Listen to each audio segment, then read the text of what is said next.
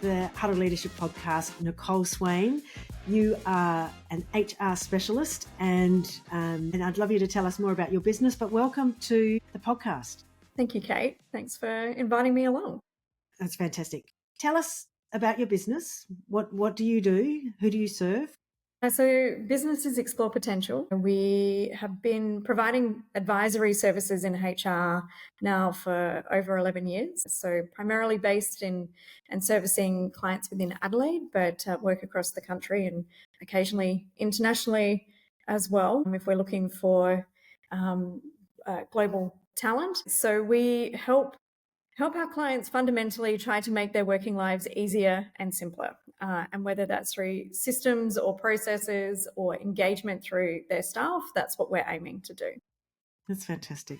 I mean, HR provides such an important role and provides such important services within business. It's the structure. And I always think that the structure helps us reduce the drama in any workplace, because people don't go to work for drama. That's right. They don't. People go to work because they want to be engaged and make a positive impact. It's when that structure isn't there, that people are operating in the unknown, that we'll see a whole variety of behaviours. Absolutely. So I'm excited to talk to you because you've got extensive experience of working with young leaders, because you've previously had a family business where you hired a lot of young leaders, and you've also got experience within the YWCA. Tell me about young leaders. What do you notice about young leaders? How do you know when you've come across a person who's capable of leading?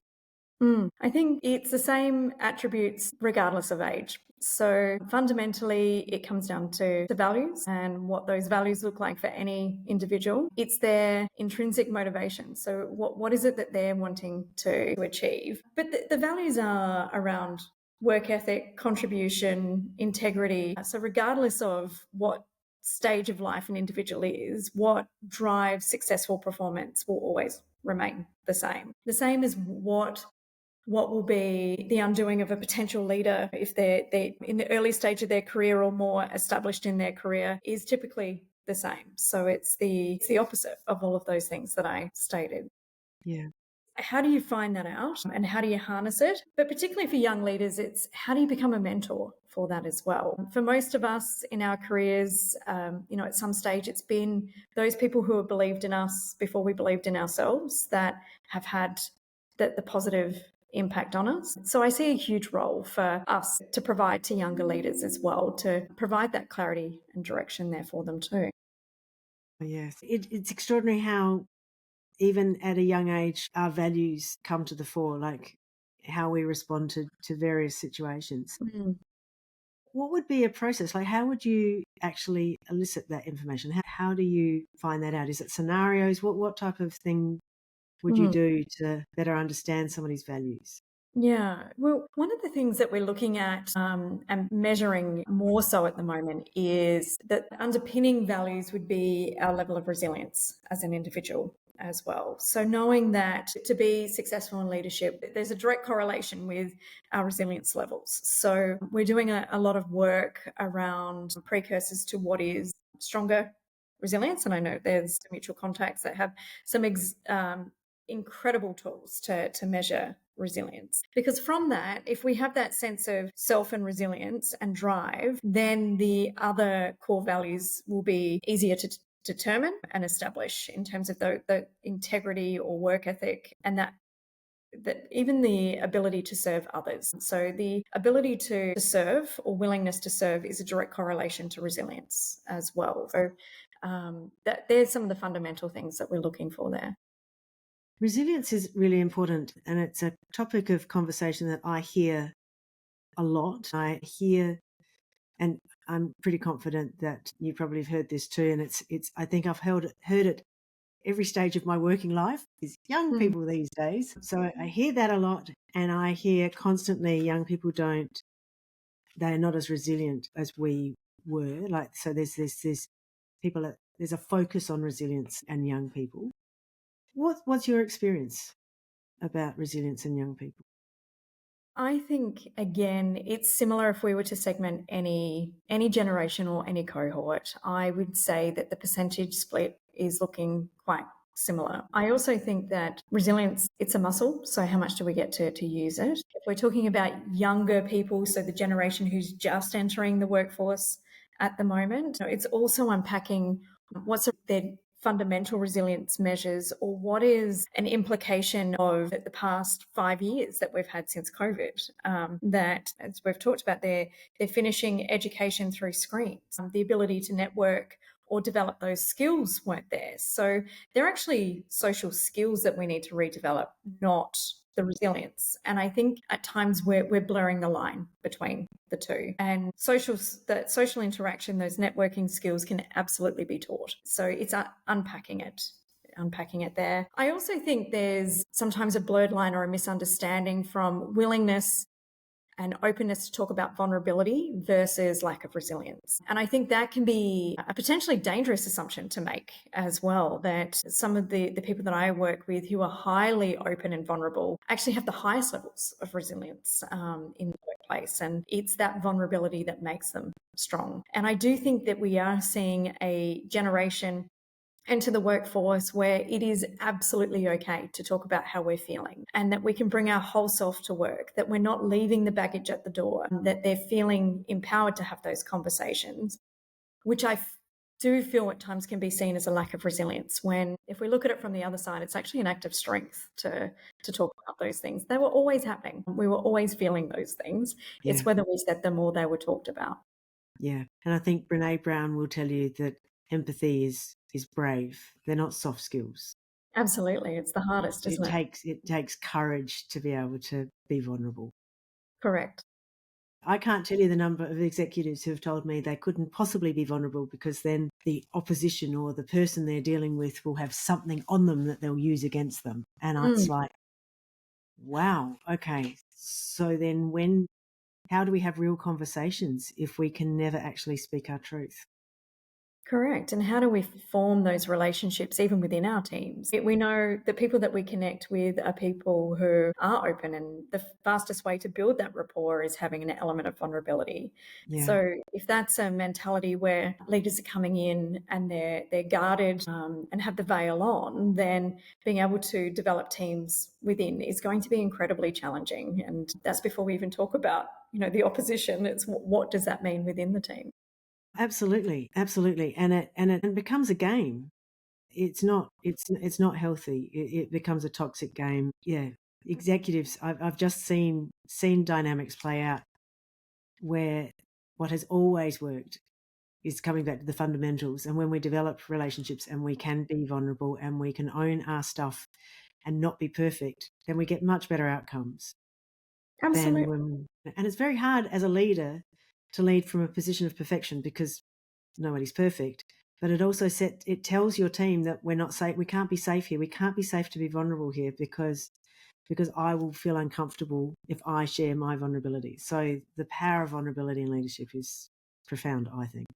Absolutely. And also the permission to make mistakes and having boundaries around that, because I will talk even internally with my team. It's I'll take the pressure off of you. You're going to make mistakes. Yeah. We all will. I've been doing this role for a long time and I'm still going to make mistakes. And for my team, I always just share to them there's two things that I'm looking for when those mistakes happen is, were you acting in the best interest of the client, and were you acting in the best interest of this business? And if you were, then we are going to always be able to work through it together. Yeah. They're my two check and balances. Yeah. And if people are doing that, clients will be tolerant to a point, within internally. If we're playing by those rules, the rest and most things can be fixed and worked through. Yeah. And transparency. And again, you can only have that transparency to disclosure if you've got trust. And yes. Again, issues within a business, they're not like a wine. They're not going to get better with age. No. They're just going to sit there and become an issue. So it's much better to have those conversations. Working in that HR space, are you coming across intergenerational challenges? I think they've always been there. And I think it's all the things that I'm hearing. So the answer is yes, I am seeing it. And it's really coming from the same places as generations before. It's the assumptions that we make and not everybody within a generation has those attributes. There's dominant attributes or dominant motivators within that generation, but it's not something we can apply to all, and it's incredibly dangerous if we do. But it's also those who are approaching it with an attitude of seeking to understand and look at those drivers and motivators that are succeeding.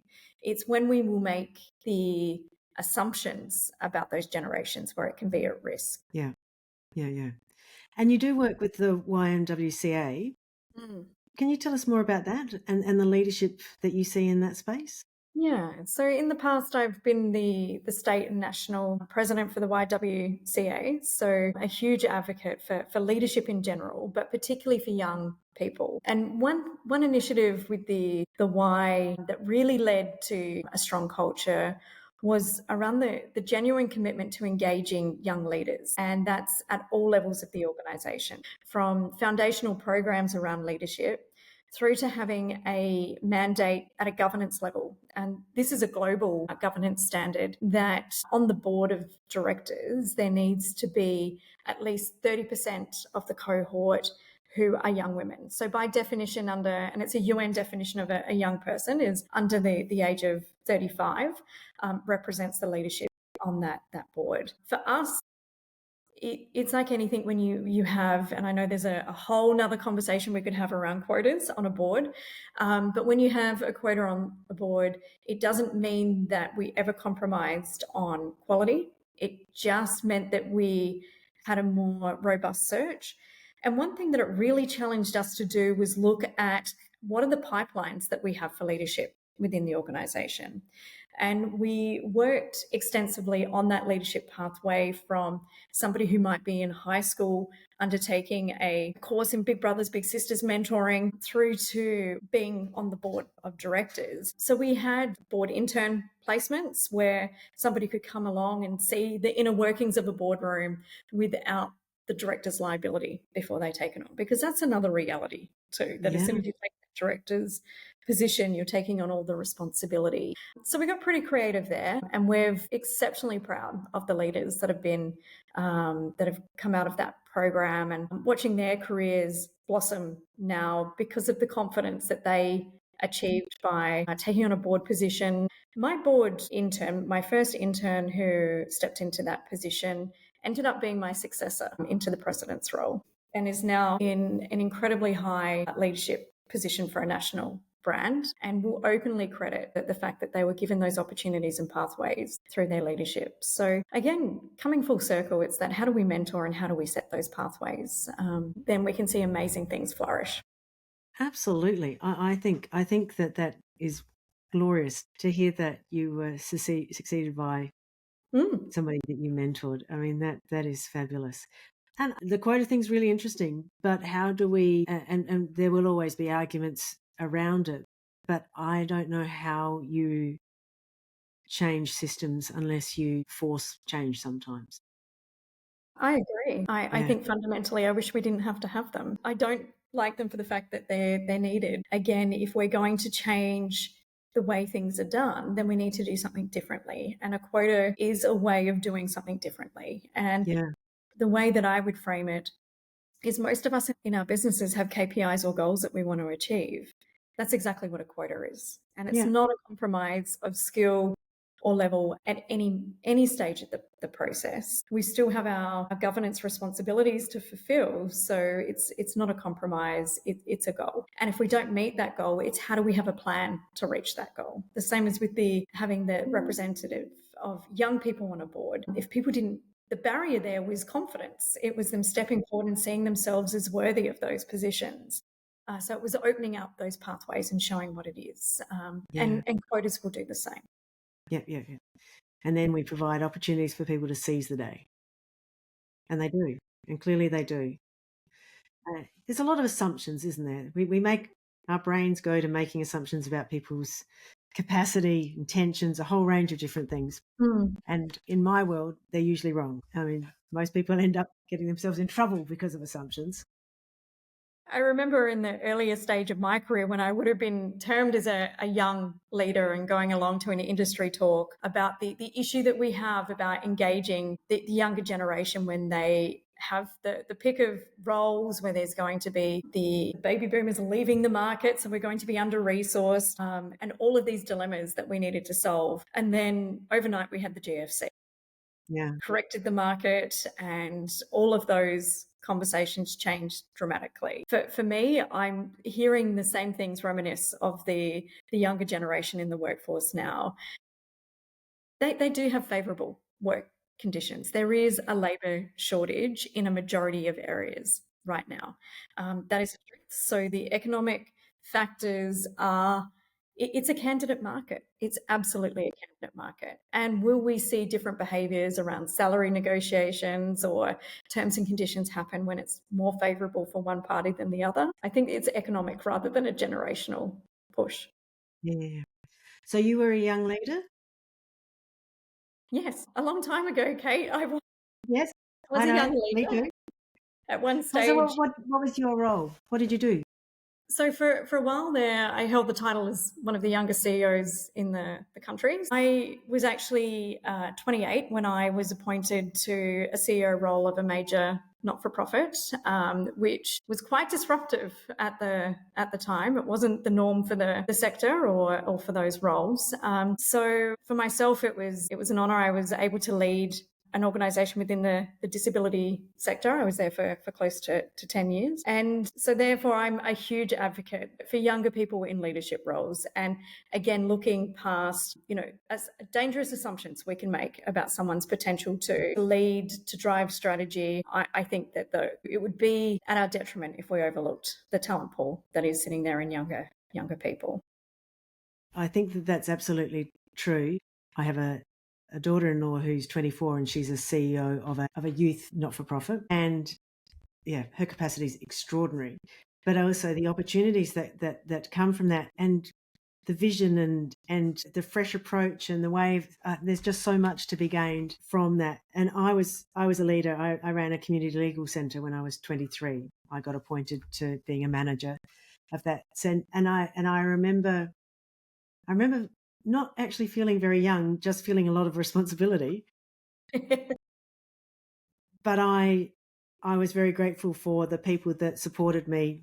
I had a chair of the board that supported me, and it was an extraordinary opportunity and a path to a whole lot of other things that came from that. But yeah, great capacity. I also know that in your family business, it was a fast food business. I am so aware of how many times I've heard employers say that they will happily employ somebody who has worked in particularly in leadership in fast food organisations because of the training and the skills that they've been able to develop with responsibility at a young age.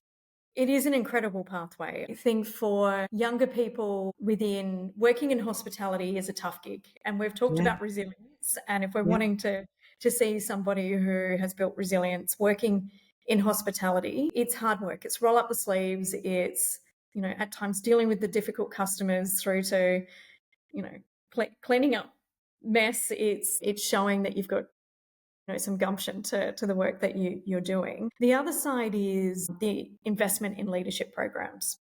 So through the brand that I was involved with, a true commitment to, again, that pipeline through for young people to management. And, within my team, we had people who were in their early 20s that were already clocking over long service leave because they'd been in the organisation for that long.